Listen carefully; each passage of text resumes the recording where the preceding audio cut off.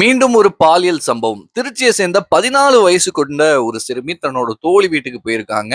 அங்க அந்த தோழியோட அம்மாவ பிக்கப் பண்ண வந்த ஏதோ ஒரு கார் டிரைவர் இந்த சிறுமி கிட்ட ஏதோ ஒரு ஆசை வார்த்தைகள சொல்லி தனியா கூட்டிட்டு போயிட்டு, மது குடுத்து தவறாக நடந்துக்கிட்டதாக சொல்லப்படுது. தவறாக நடந்துக்கிட்டு ரோட்ல எங்கேயோ விட்டுட்டு போயிட்டு இருக்கான் அவன். அதுக்கப்புறமா அங்க சுத்தி இருக்கிறவங்கலாம் யார் இந்த பொண்ணு? என்ன ஏதுன்னு விசாரிக்கும்போது தான் இந்த மாதிரியான விஷயங்கள்லாம் நடந்துச்சு அப்படின்னு தெரிய வந்திருக்கு.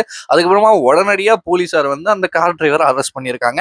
அந்த கார் டிரைவர் மட்டும் தான் இந்த மாதிரியான விஷயத்த செஞ்சாப்லையா? இல்ல கூட சேர்ந்து வேற யாராச்சும் செஞ்சாங்களா? அப்படின்ற மாதிரியான விஷயங்கள போலீஸார் வந்து இப்ப விசாரணைய மேற்கொண்டு வந்துட்டு இருக்காங்க. இந்த மாதிரி விஷயங்கள்லாம் தொடர்ந்து பார்க்கும்போது, நம்ம தான் அடிக்கடி இத பத்திலாம் எடுத்து பேசுறோமா? என்ன நடக்குது நம்ம நாட்ல அப்படின்னு பார்க்கும்போது, இந்த ஜூன் மாசம் ஆரம்பிச்சு 4 நாள் ஆச்சா? ஜூன் 1ஆம் தேதி, 2ஆம் தேதி, 3ஆம் தேதி, 4ஆம் தேதி. 4 நாள் ஆயிருக்கு. இந்த 4 நாள்ல மட்டும் நான் நியூஸ்ல ரேண்டமா பார்த்தேன். இந்த பாலியல் ரீதியான விஷயங்கள், இந்த கஞ்சா ரீதியான விஷயங்கள்லாம் பார்த்தீங்கன்னா, ஒரு 4லருந்து 5 நியூஸ் கிட்ட பார்த்துட்டேன். இந்த மாரியான விஷயங்கள்லாம் இந்த 4 நாள்ல மட்டும் அத்தனை நியூஸ் பார்த்துட்டேன். உடனடியா சொல்லலாம் நம்ம வந்து, இந்த அரசு வந்ததால தான் இது, அந்த அரசு இருந்திருந்தா இந்த மாரி ஆயிருக்காது அப்படின்னு நம்ம சொல்லலாம். ஆக்சுவலி அரசு ஒரு பக்கம் இருக்கட்டுங்க. தனி மனிதரோட ஒழுக்கம் எங்க போச்சு?